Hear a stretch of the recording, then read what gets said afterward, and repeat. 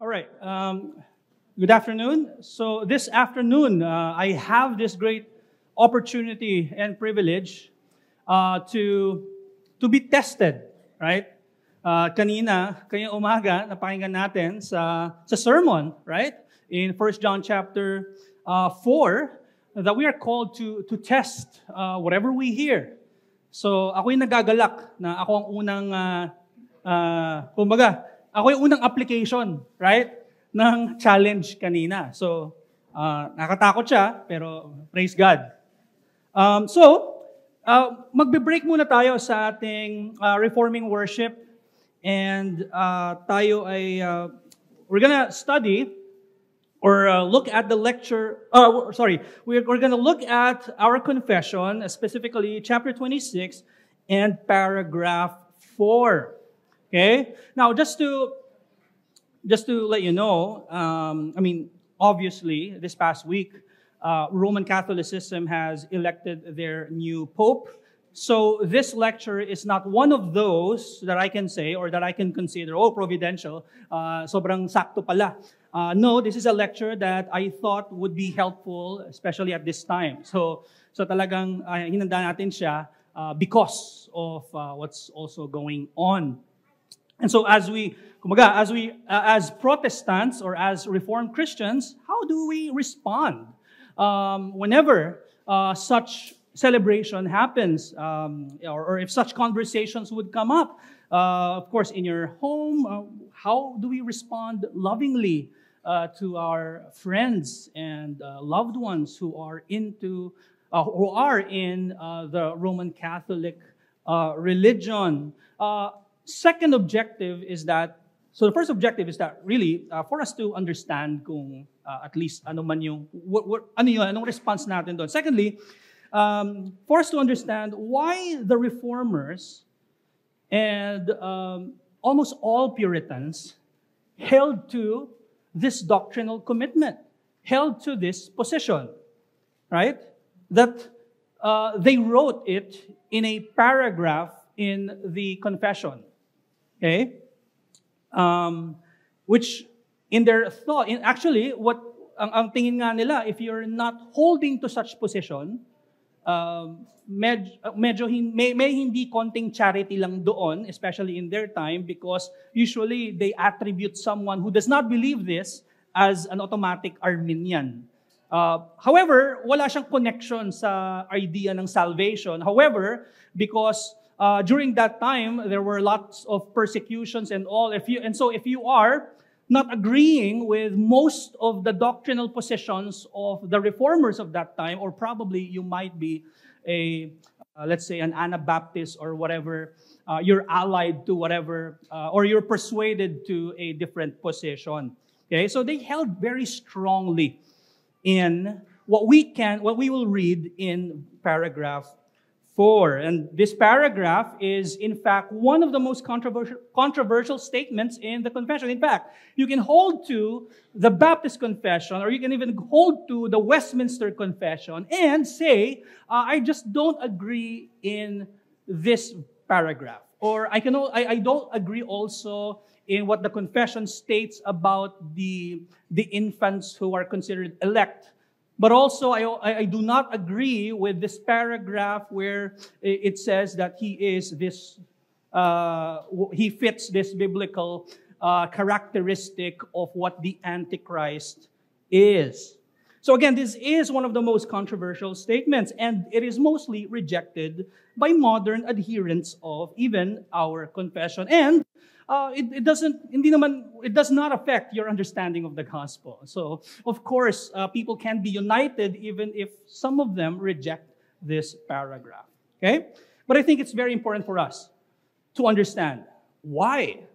Why do most of the Reformers and Puritans thought that a certain person or a seat is considered the Antichrist? Now, let me read Chapter 26, paragraph 4, it says, "The Lord Jesus Christ is the head of the church, in whom, by the appointment of the Father," very important phrase, "by the appointment of the Father, All power for the calling, institution, order, or government of the church is invested in a supreme and sovereign manner. Supreme because it involves the two persons in the Trinity. Two, I say God the Father and specifically God the Son. God the Father appointing all power and authority, appointing the headship, not to the third person, but to the second person of the Trinity, who is, as we know, Jesus Christ. And then, in the second part of that paragraph we will read, there's a comparison being made here, right? The Lord Jesus Christ is the head of the church. And then, in the second part, it says, neither can the Pope of Rome, in any sense, be head thereof. But is that Antichrist, that man of sin, that son of perdition. They're quoting 2 Thessalonians, where where Paul was referring to the Antichrist as the son of perdition. The man of sin and son of perdition. And then they give us a characteristic or the nature of this Antichrist, and they're saying, he exalts himself in the church against Christ and all that is called God, whom the Lord shall destroy with the brightness of his coming. Okay? Now I have 2 points, and I do have sub-points, especially in the second part. Okay? The 2 points simply are, the Lord Jesus Christ is the head of the church, and secondly, the Pope of Rome is the Antichrist.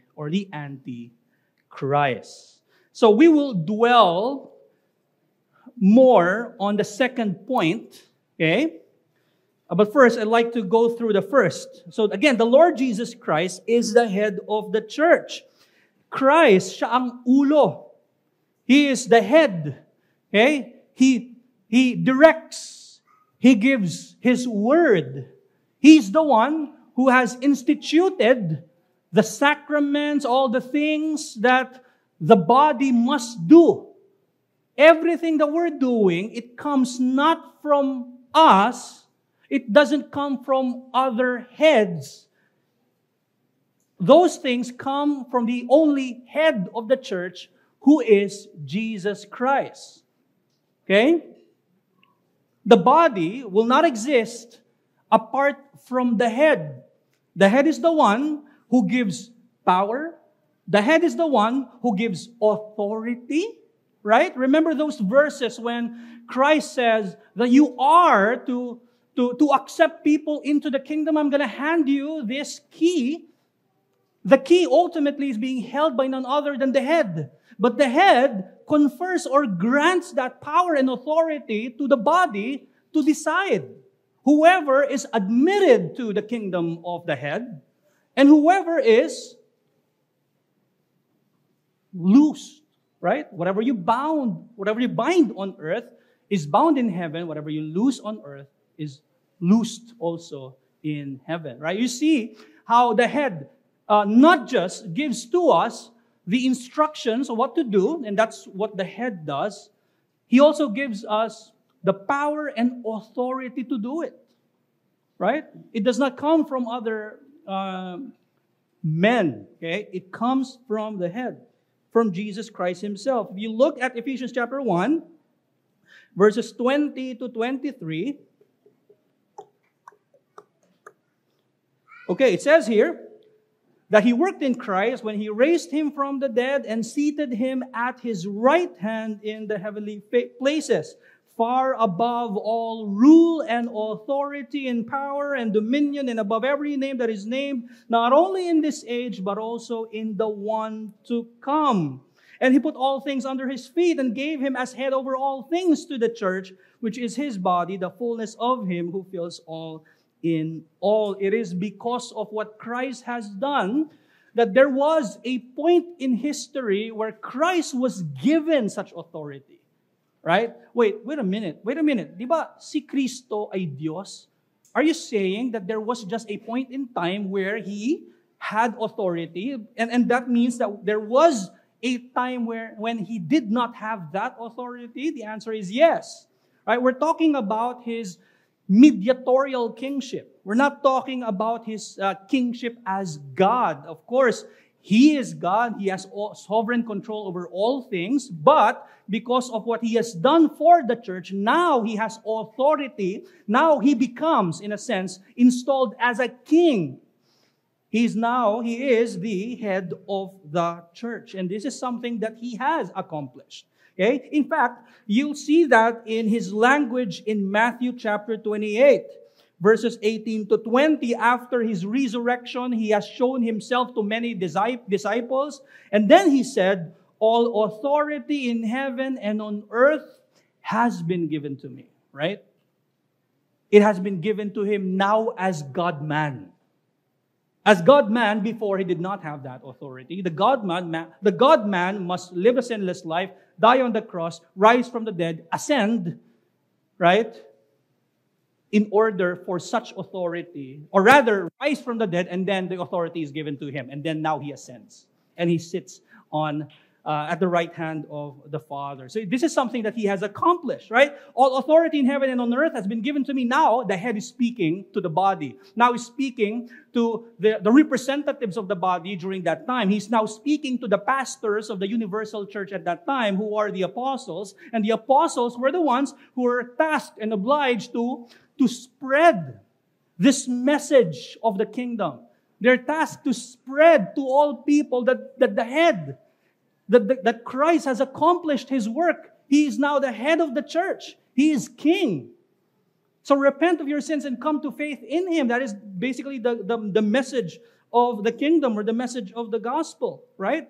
This is a result of his mediatorial work. Again, yung word na mediatorial, ang ibig mo niya sabihin, it comes from the word mediator. Ibig sabihin, there's someone in the middle, right? There are two opposing forces, and in this case, God and man. The mediator, Jesus Christ, God, man, must be in the middle. Because of his work, now man can approach his God. They are not at war anymore. And so yun yung mediator, at ang kanyang mediatorial work is, of course, the gospel, life, death, and resurrection of Jesus Christ. And as a result, he was installed king and head of the church. And so the point here is that the Father has appointed Christ to be the head.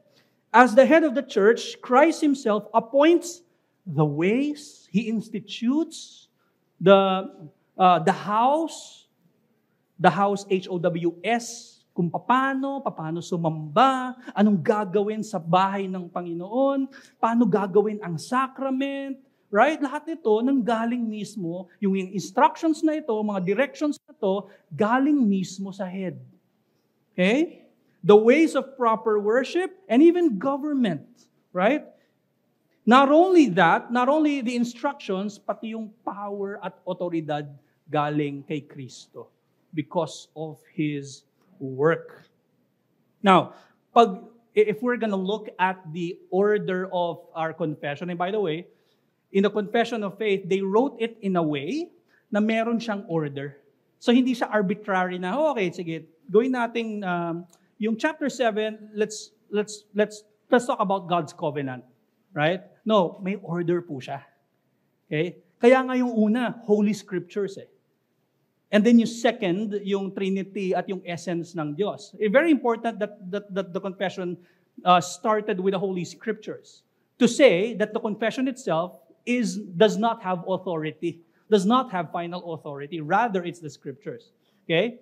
And so the point here is that we can see in the order of the confession, for example, yung binasa ko kanina is paragraph 4, right?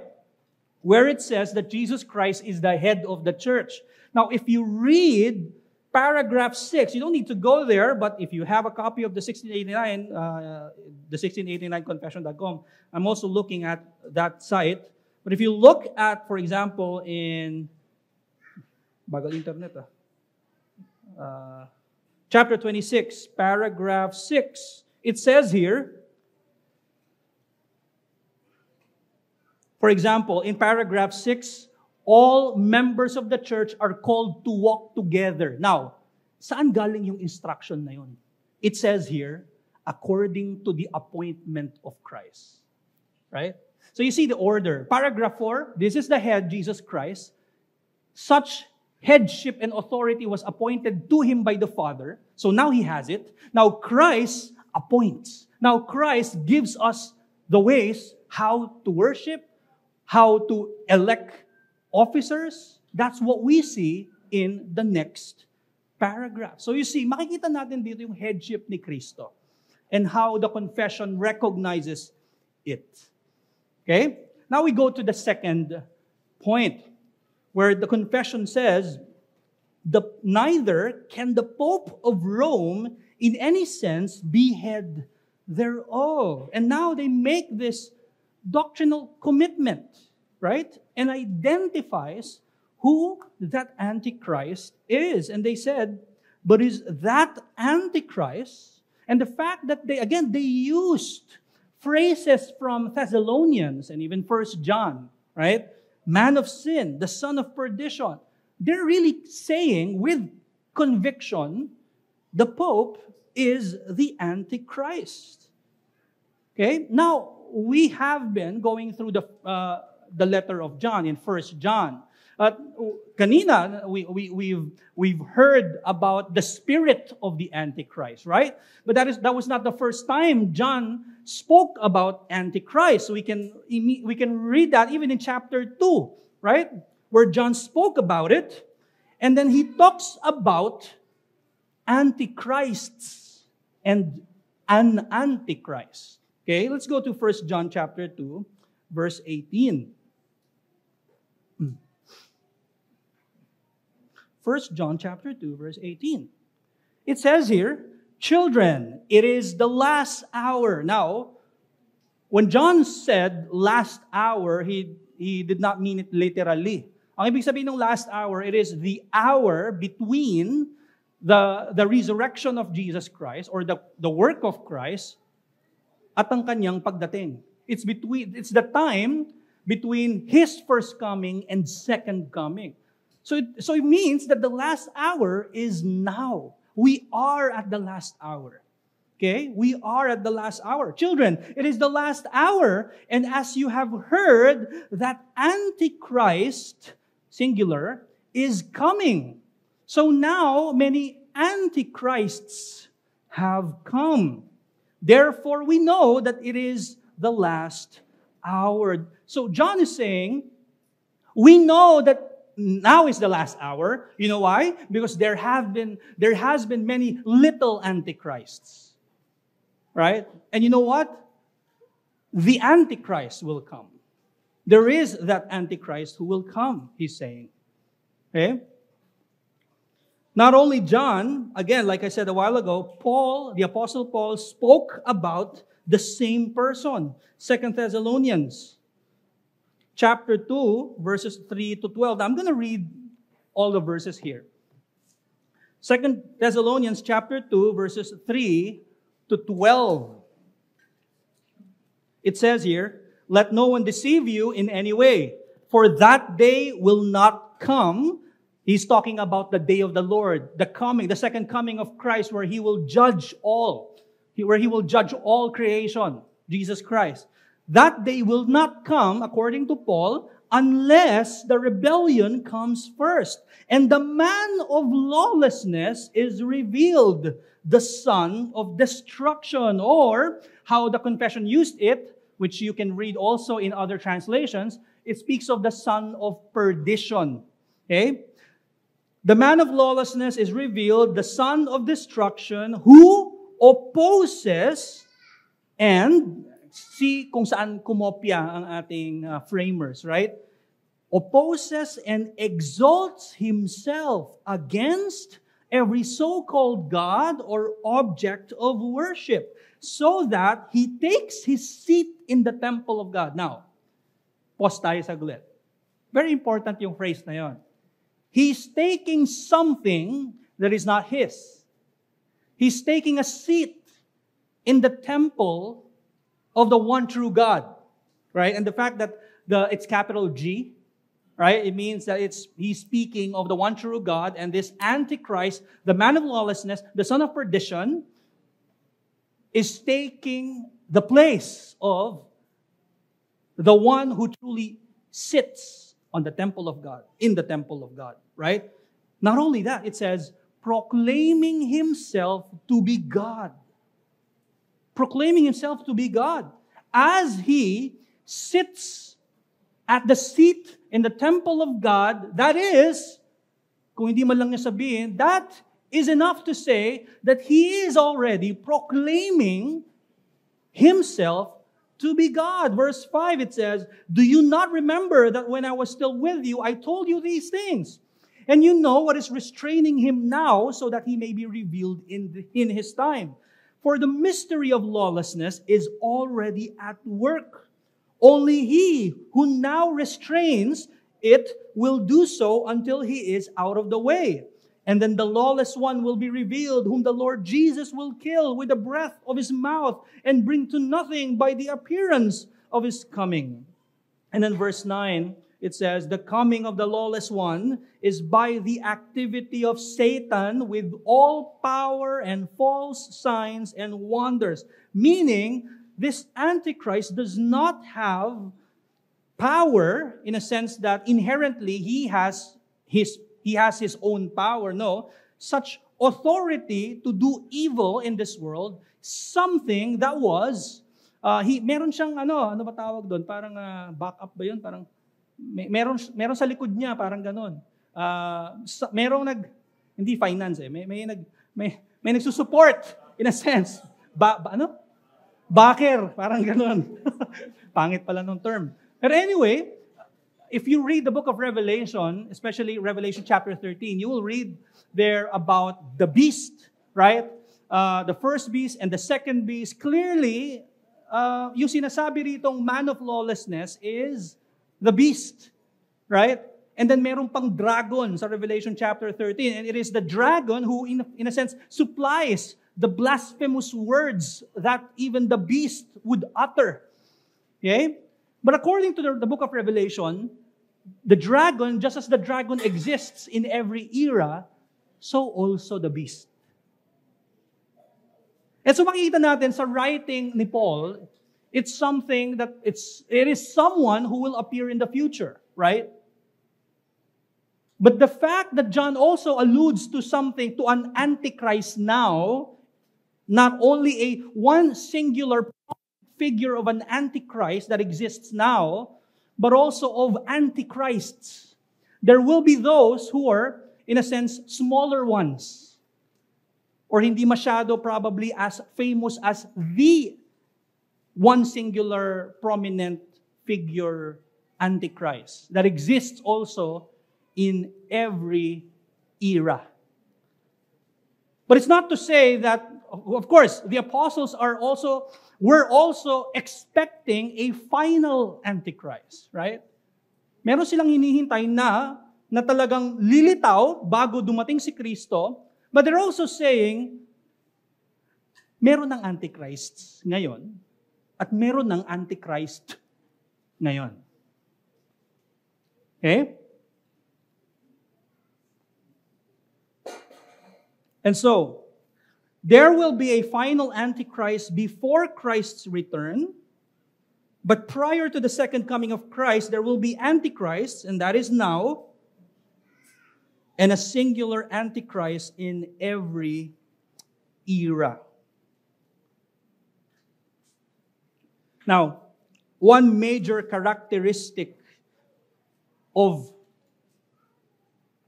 I was supposed to put one major characteristic of an antichrist. It should be antichrist, but pwede na rin. One major characteristic of an antichrist is that, according to our confession, is that he exalts himself in the church against Christ and all that is called God. Ibig sabihin, ini-exalt niya ang kanyang sarili. Okay? Hindi ang tunay na Diyos. And the fact that Paul was saying na ito ay deception, right? It is an activity coming from Satan himself, meaning Nabanggit din to kanina sa sermon, di ba? Ang mga lies ay merong halong katotohanan. Ganon din ang pinapakita ng Antichrist na ito. And according sa ating confession, at many confessions, itong Antichrist na ito ay walang iba kundi ang Pope ng Rome. Bakit? Bakit? Bakit very much unique to the Pope? Right? Bakit hindi pwedeng si Muhammad, si Kibuloy, right? Now, is it not right to say na sila ay mga, in a sense, ay antikristo? Yes. Oh, yes, definitely. Especially si Kibuloy. Especially si Kibuloy. Kasi siya, nagpipreach siya ng Jesus Christ. Right? Pero yung iba, like Islam, iba yung Jesus Christ nila at hindi nila sinasabing Diyos si Jesus Christ. So hindi, in a sense, by definition, antichrist, right? But yeah, that's a false religion, that is true. Pero by definition ng antichrist is someone who exalts himself, sits in the place of God, exalts himself at hindi ang tunay na Diyos. Someone who takes the place of Christ. That's what Antichrist means. Right? Yung word na anti or anti, it means to take the place of, to replace. That's what it means. Replacing Christ. And the reformers, and even the adherents specifically of this paragraph, would believe that one singular, prominent figure of the Antichrist, it applies to the Pope of Rome.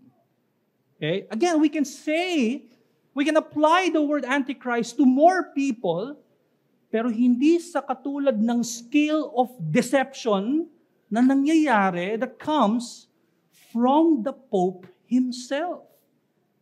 And now, why? Bakit ganito ang tingin ng majority of the Reformers and the Puritans? Una, the Pope doesn't just take the place of Christ. He takes the place of God. Very clear yan sa ating confession. He exalts himself in the church against Christ and all that is called God. Now, let me say first that the Pope takes the place of the Father. I mean, for obvious reasons. The title itself, called, na tinatawag sa kanya, Holy Father, which is in fact also a title that is being used even to the clergies, to the priests, right? If you call the priest a father, how much more ang Pope na nag-a-assign at nag-a-appoint ng clergies, right? The Pope is, in a sense, ultimately, the Holy Father. Okay? He calls himself, in fact, the head of the Roman Catholic Church, His Holiness, right? In fact, si Pope Leo the 13th, in his encyclical, the encyclicals are documents na sinusulat ng mga pope, and pag nagsulat ng encyclical ang mga pope, it becomes a dogma. It becomes a Roman Catholic dogma that to believe in, the members of the Roman Catholic institution must obey or must heed whatever is in the encyclicals of the Pope. In one of the encyclicals, specifically written by Pope Leo the 13th, entitled The Reunion of Christendom, he wrote it in 1885. He declared that the Pope holds, it says, upon this earth the place of God Almighty. Okay? Very blasphemous to say. I'm sure you might think of, again, Kibuloy, na very clear na sinasabi niya siya ang meron siyang hawak sa buong earth, right? Owned niya ang earth, right? Again, also a blasphemous statement to say, to even say that kaya niyang magligtas ng tao, right? But pwede kong i-apply yon sa mas maliit in a sense na Antichrist. Okay? And si Kibuloy, there was no pre-Kibuloy, before Kibuloy. Right? Pero ang papacy has been there for many centuries. Okay? And ngayon, even now, right? Especially this week. And so the Pope takes the place of the Father. Second, and we'll magstay tayo ng medyo, magtitingnan pa natin to deeply, that the Pope takes the place of the Son, or God the Son. In fact, he is also called the Supreme Roman Pontiff. Supreme Roman Pontiff. Now, in Lorraine Beutner's book entitled Roman Catholicism, he said, the title Pontiff, which literally means bridge builder, comes not from the Bible, but from pagan Rome, where the emperor, as the high priest of the heathen religion, and in that sense professing to be the bridge or connecting link between this life and the next, was called Pontifex Maximus. The title was therefore lifted from paganism and applied to the head of the Roman Catholic Church. As the high priest of the Old Testament was the mediator between God and man, if you remember in our studies of the Old Covenant, may mga mediator. Ang mga mediator ng Old Covenant, in a sense, ay mga priest. They were mediators wherein they accept the sacrifice and they themselves help the Israelite to sacrifice yung tupa or ram or whatever, probably a turtle dove, pero sila ay pumapagitna. Diyos at ang Israelita. How much more ang high priest? Ang high priest who sacrifices once every year during Yom Kippur or the Day of Atonement, siya ang pumapagitna din. Siya rin yung mediator in a sense between God and the entire Israelites. Now, ang term na pontiff, which means mediator, okay? So again, basahin ko ulit. So the Pope also claims to be the mediator between God and men, with power over the souls in purgatory, so that he can release them from further suffering and admit them to heaven, or prolong their suffering indefinitely. Okay? The Pope has that power to release someone who's, in a sense, stuck sa purgatorio at pinagbabayaran niya ang kanyang mga kasalanan, pwedeng mag-grant ang Pope ng release from purgatory. Okay? And so, the point here is that the Antichrist usurps the mediatorial offices of Jesus Christ. He usurps, he takes the place of the threefold mediatorial office of Jesus Christ. The offices of Jesus Christ, as you remember, ano nga ba uli? Jesus Christ is priest, prophet, and king. And lahat yon ni-usurp nitong Antichrist. So, tingnan natin yung una. The Pope takes the place of Christ's office of the prophet. In what sense? Again, Christ is the true prophet, the only true and perfect prophet, in a way that He doesn't just deliver to us the Word of God, He Himself is the living Word. That is why, in Hebrews chapter 1, sinasabi ron that in the ancient days, God sends His prophets to speak to His people, but in the last days, it is now Christ who is the Word, who speaks to His people, right? Hence, He is the true living prophet. However, the Antichrist, specifically the Pope, one of his distinct power is his infallibility. Meaning, pwede siyang magsabi or sumulat ng isang doktrina that in the Roman Catholic Church would deem as truth, would deem as something that comes from God. Now, baka masyadong, to be fair, right? Baka po isipin natin, teka, infallibility. Paano pag lumapit ako kay Pope, tapos tanongin ko, ilan po magiging anak ko? Tingin mo ba tama yung kanyang No, hindi ganon in that sense ang kanyang infallibility. Ang infallibility ng Pope relies only when it comes to sa usaping faith and morals. At ito ay applied lamang as a dogma whenever a pope sits on his chair na tinatawag na ex cathedra, and when he writes it in his encyclical, that becomes a dogma. Or kung meron siyang tinatawag na magisterial teaching, kapag siya ay nagturo, yun din ay tinitreat na dogma or doktrina. In that sense, siya ay infallible. Okay? Now, meron pong declaration sa councils ng Roman Catholicism dyan. In Vatican I, or the first, in their fourth session, it says here, by the way, in Roman Catholicism, hindi lang po ang Pope ang infallible. Pati ang councils ay infallible. In a sense na they can create such dogmatic statements. Okay? Just like the statement that I will read.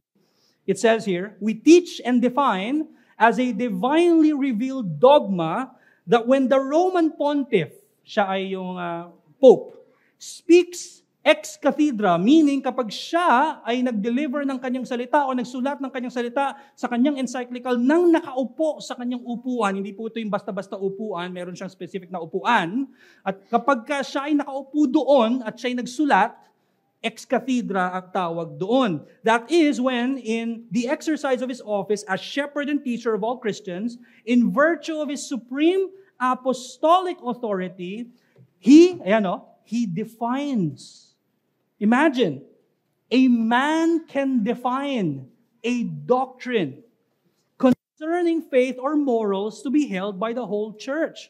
He possesses, by the divine assistance promised to him in Blessed Peter, meron silang sense na because every pope comes or succeeds from Peter. By the way, hindi po natin titingnan yung succession na yan. Ang Roman Catholicism, they view the papal office or yung pope na office or seat, the origin of that is of course Christ, and he gives that to Peter in Matthew chapter 16. Nung kausap ni Christ si Peter, bibigyan siya ng keys of the kingdom. Yun yung origin nun sa kanilang paningin. And then, siya ang pinakaunang pope para sa kanila at yun, sumunod yun. Yung keys, in a sense, keys ng kingdom ay binigay sa susunod na successor. Okay? But they don't look at it, for example, sino yung pope na yun? Leo the 13th, 14th, Roman numeral no? Pope, it's 14, yeah. Bago siya si Pope Francis. They don't see it as if he got the keys of the kingdom from Pope Francis. No. Bawat Pope, they understood it na na-receive nila yung Popish office or papal office from Peter. From Peter directly. Okay? So again, by the divine assistance promised to him in Blessed Peter, that infallibility which the divine Redeemer willed his church to enjoy in defining doctrine concerning faith or morals. Therefore, such definitions of the Roman pontiff are of themselves and not by the consent of the church irreformable. Okay, so ibig sabihin, ang Roman pontiff mismo ang may power to define kung ano yung doktrina, contrary sa prophetic office ni Kristo. We know, even Christ said in the Gospels, that when we hear Christ, we're hearing the Father.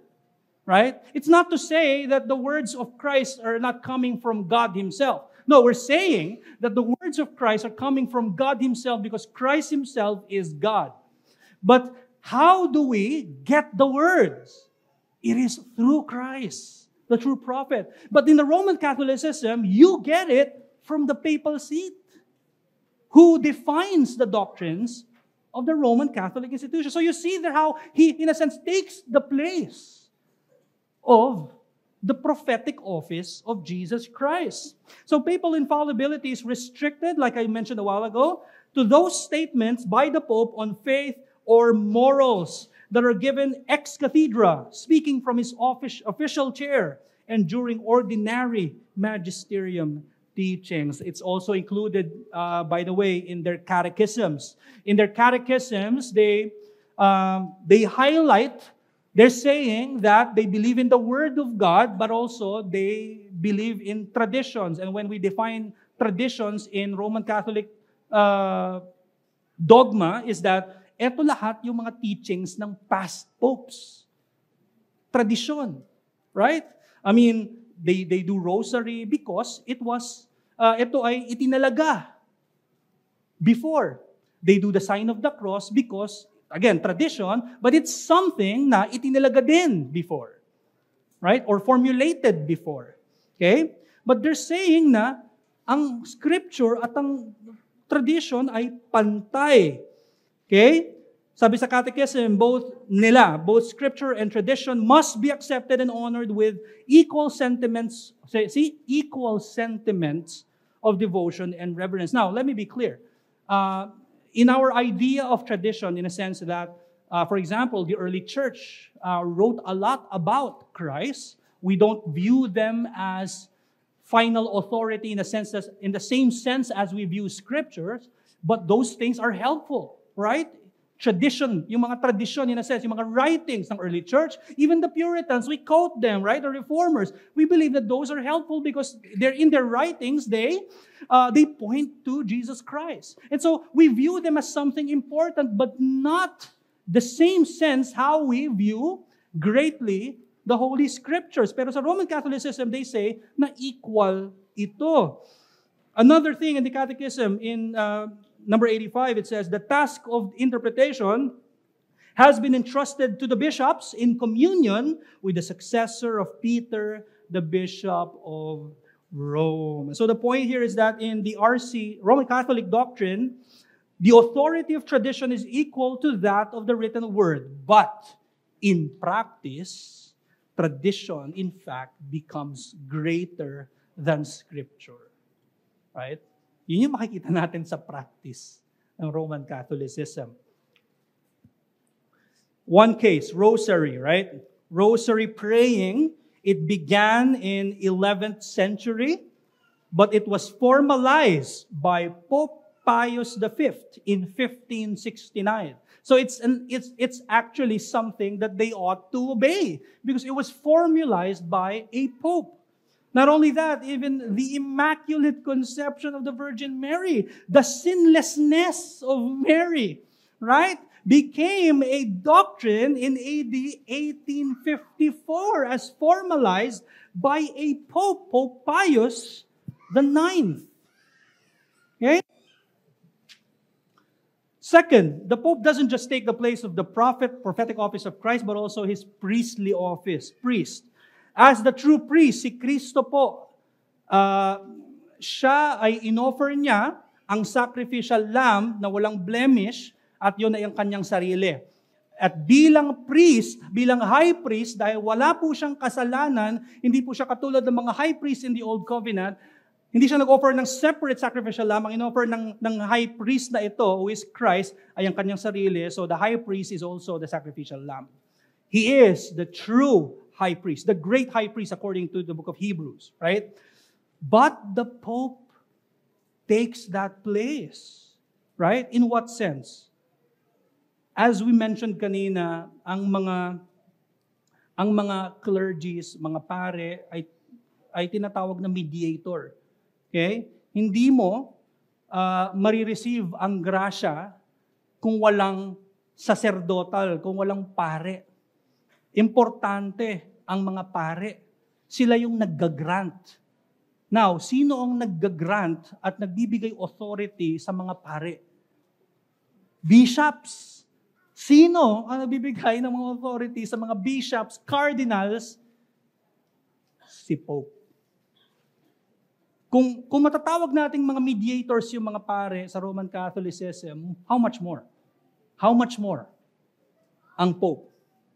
So the Pope is able to appoint and govern the Roman Catholic priesthood that is enabled to, what? The priests are enabled to absolve sin. In Latin, sasabihin nila, te absolvo.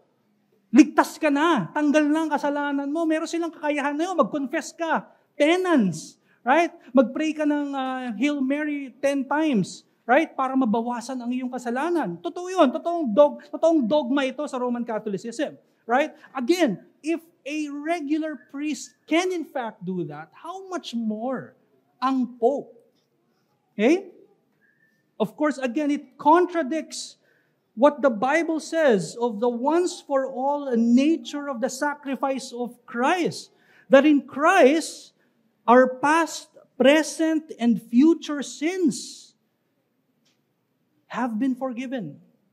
Okay? Hebrews chapter 10, verse 10.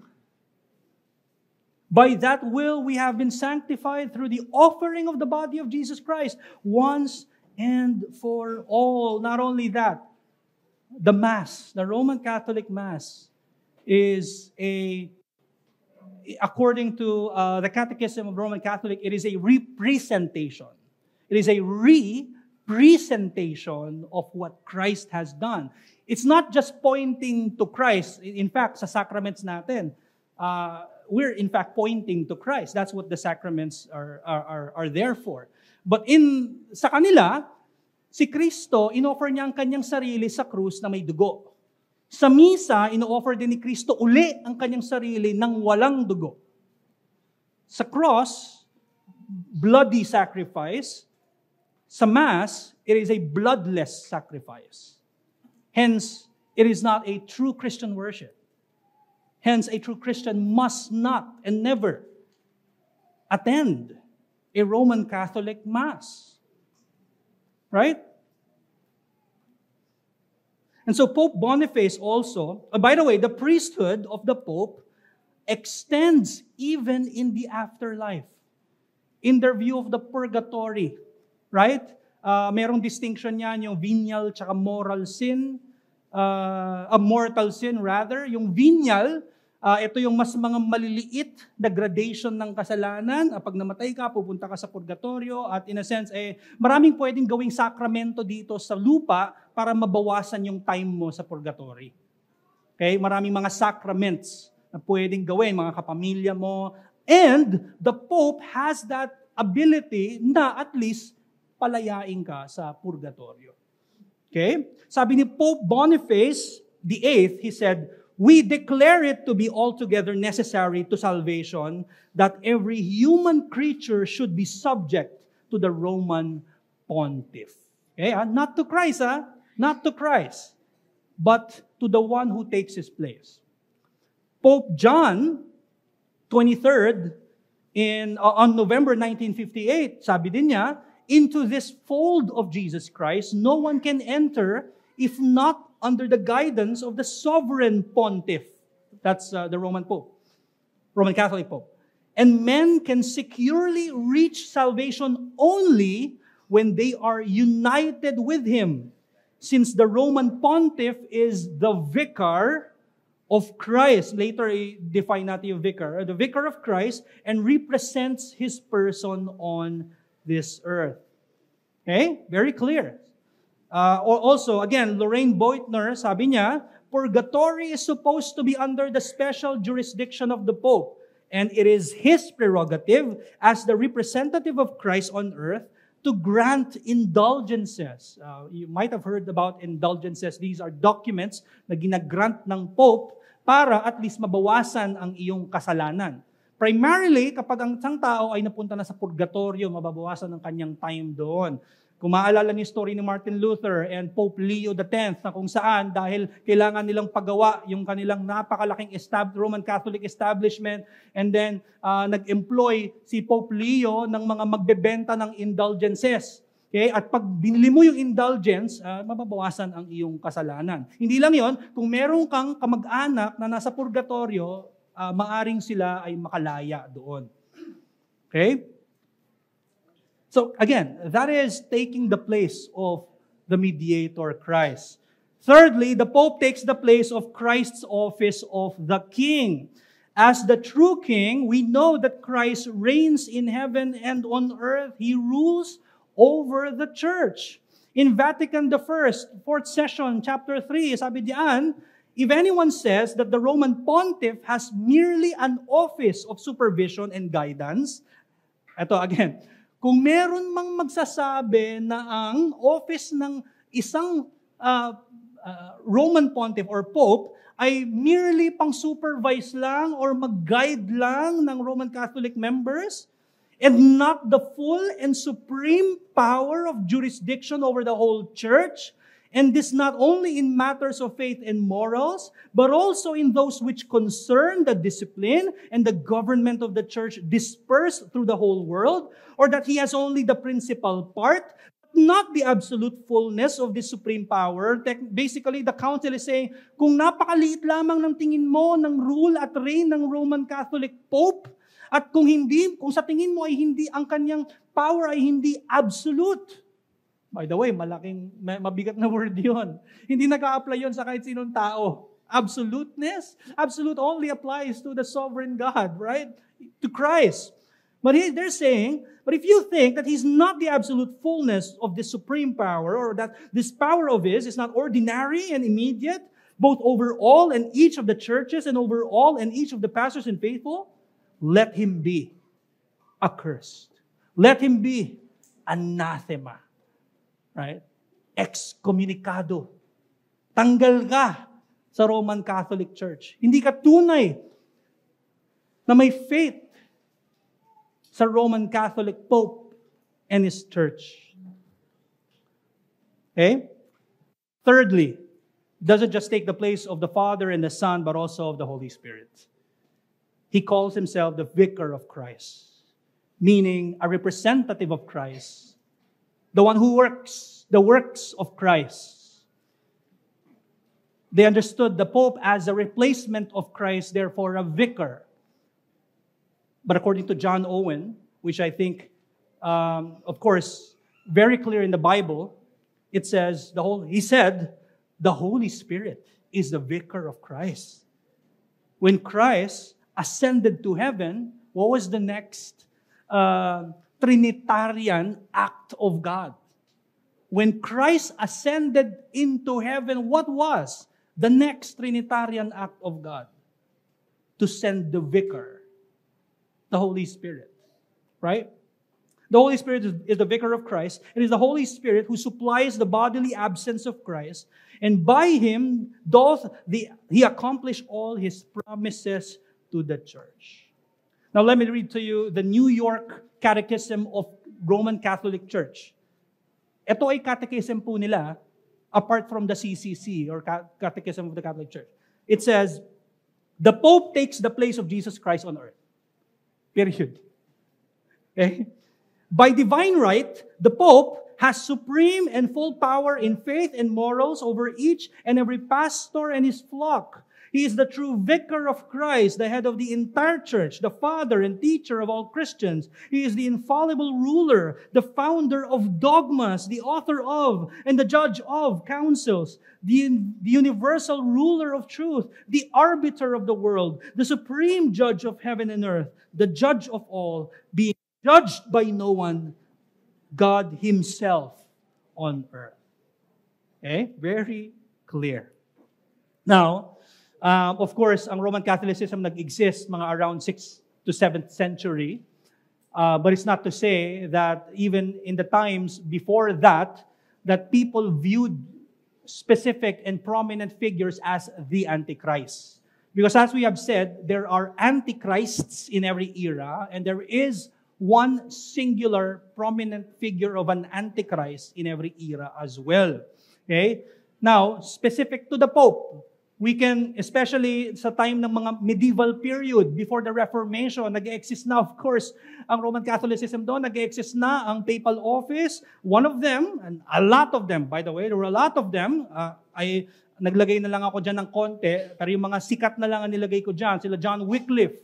Right? John Wycliffe, in his writing entitled The Power of the Pope, sabi niya, all popes were Antichrist. Not only that, yung tinitingalaan ni Martin Luther, si Jan Hus, has accepted the view of Wycliffe as well. Martin Luther, even John Calvin, na sinasabi niya na heretical ang mass ng Roman Catholics. Martin Luther and the early reformers, they believed that the papacy was indeed the Antichrist. Okay? So clearly, it's not, you can say in a sense that it is the person, but in reality, it is the seat of the papacy. Okay? And so when there's a new pope, there's a new Antichrist. Okay? Thomas Cranmer in the time of the Puritans, bago yung kanyang execution, sabi ni Thomas Cranmer, "As for the Pope, I refuse him, or I deny him," sabi niya. "He is Christ's enemy and Antichrist with all his false doctrine." And all the confessions, majority of them, if not all, Helvetic, Belgic, Scotch, Bohemian, Anglican, Westminster, Savoy Declaration, Second London Baptist, wala ito sa First London, by the way. But it's not to say that the writers there did not believe that the Pope is the Antichrist. Hindi lang nakalagay doon. Okay? One of the framers in the early Baptists, he answered no. Sabi niya, showing himself that he is God. And herein, the Pope of Rome is Antichrist. And his poly-ecclesiastical dominion is anti-Christian.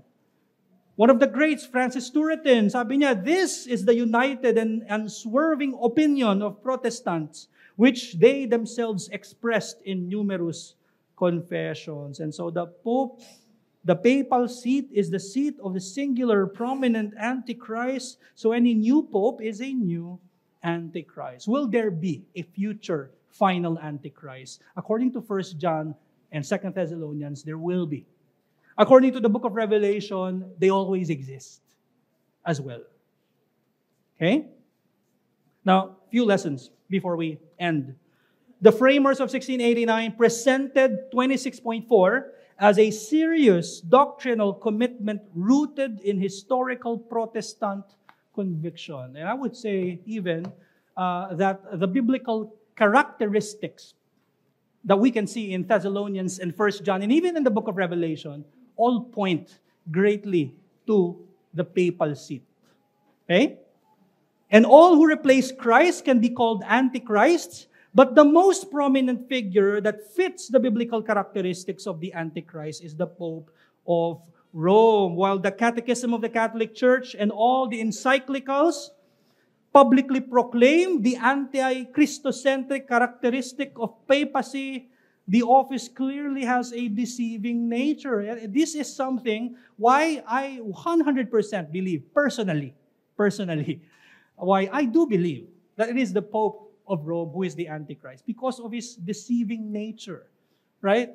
He's not like the more obvious ones who truly reject Jesus Christ, but the Pope believes in Christ. But in his, yung kanyang dogma or doctrine leads us to believe na itong kanyang pinipreach na Jesus Christ is someone na kanyang tinitake place, na kanyang nire-replace.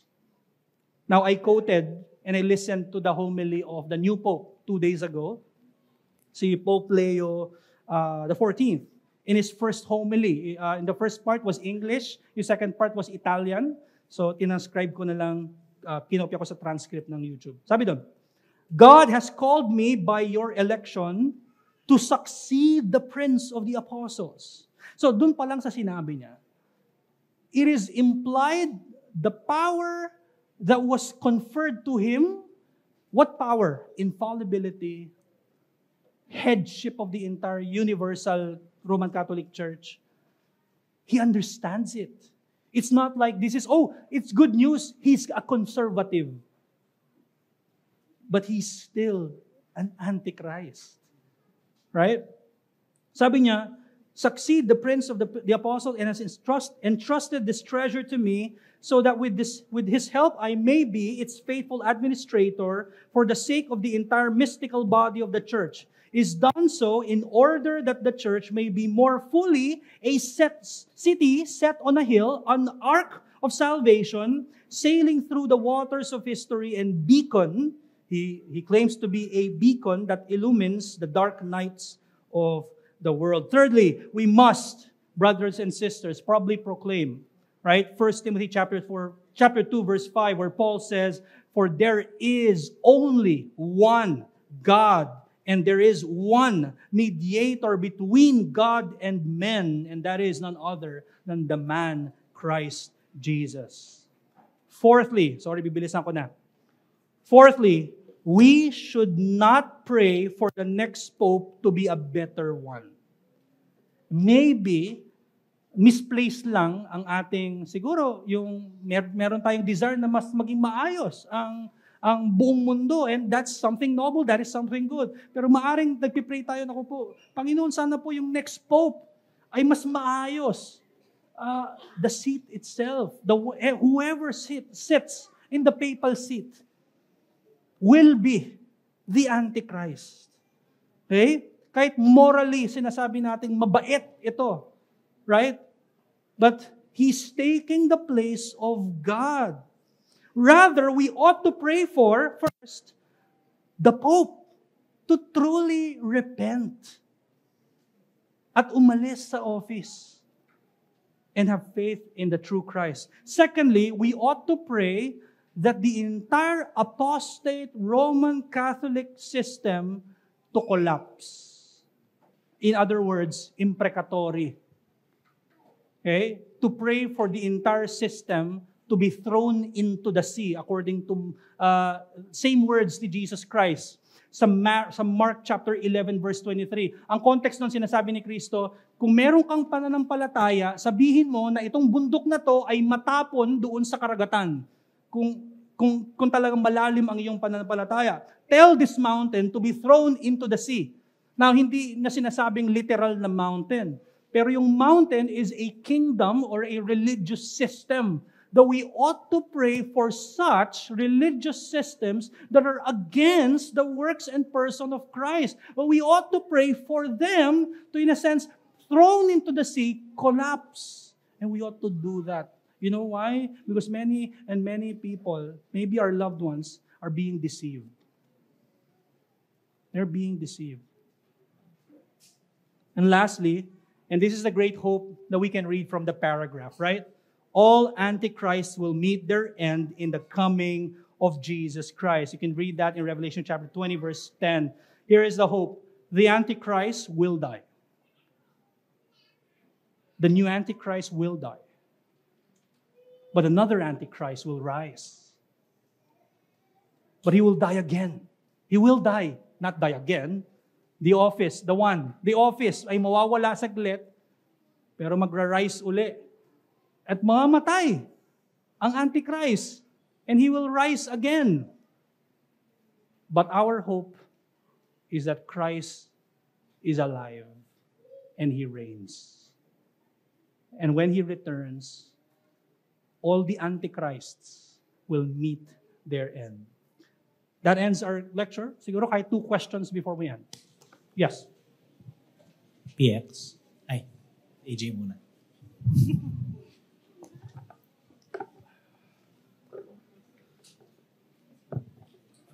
Pass. Yes. So you mentioned earlier the final Antichrist. Yes. With the Pope in mind, would you know if the final Antichrist is still a person, a human, or? Right. Thank you sa question. I do believe na tao pa rin ang Antichrist. In fact, pagdating sa Revelation, merong 2 Antichrist na ang beast kasi sa Revelation, Book of Revelation ay 2. First beast at second beast. Yung first beast ay political figure na Antichrist. Yung second beast ay religious figure na Antichrist. Okay? It looks like the Pope is the second beast, helping the first beast. Now, the first beast exists now, but not as a person or a figure. It speaks of the any political system that is against Christ and His works. Okay? Pero at the end, malinaw doon sa Revelation chapter 16 and even 17, na pagdating ni Christ, the beasts will make war with the Lamb. And so, yes, I believe na specific person yon, but at the same time, siya ay backed up with, according to the book of Revelation, 7 mountains and 10 horns. Yun ay symbolic of a political, rulers. So, does that answer your question? So yes, I believe na, yes, he's a person. Any more questions? Last. Can I ask? Sige. Yeah.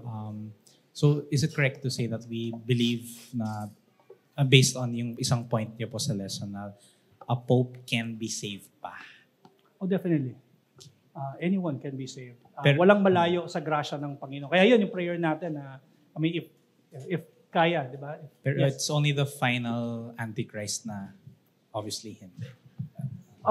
Well, obviously, there will be a final Antichrist who hindi sinasabi sa atin sa scripture, specifically sa Book of Revelation, na ligtas siya. Kasi according to chapter 20 or 19, that kasama niya si Satanas, nandun siya sa lake of fire.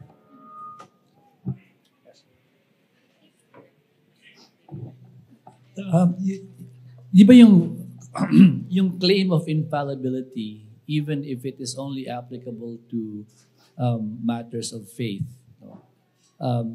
Already suggests that since hindi siya pwede magkamali, in essence, is saying he's not a sinner. Yes, pero kinaklaro po ng mga Roman Catholics na hindi ibig sabihin that one is infallible ay hindi na siya makasalanan. So parang meron silang ganong argument. Okay. But I think, in a sense, you would imply that. Yun na nga Yeah. eh. So when you talk, especially when you address them as holiness, Yes. Yes. parang this person is not a sinner. Parang And that's ganun po. not something which any human can claim. Amen. Tayo, we get the implication of the title holiness and even the power of infallibility, and yet they would reject it. Na ang infallibility ay connected sa sinlessness. They will also say, kumbaga parang, for example, as we see their practice, we believe that they are worshiping Mary. But they would claim na no, we're not actually worshiping Mary. Pero kita natin. So in that same sense po, I would say that I believe na that's what they're saying, ultimately. One more question?